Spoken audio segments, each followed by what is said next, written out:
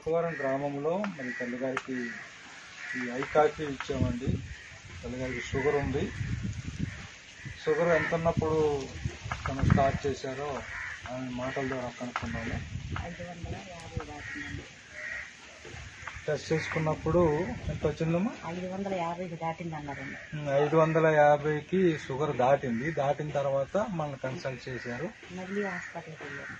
మనం కన్సల్ట్ చేస్తే ఒక ప్యాకెట్ ఇచ్చామండి. ఐ కాఫీ ఇచ్చాం ఫస్ట్.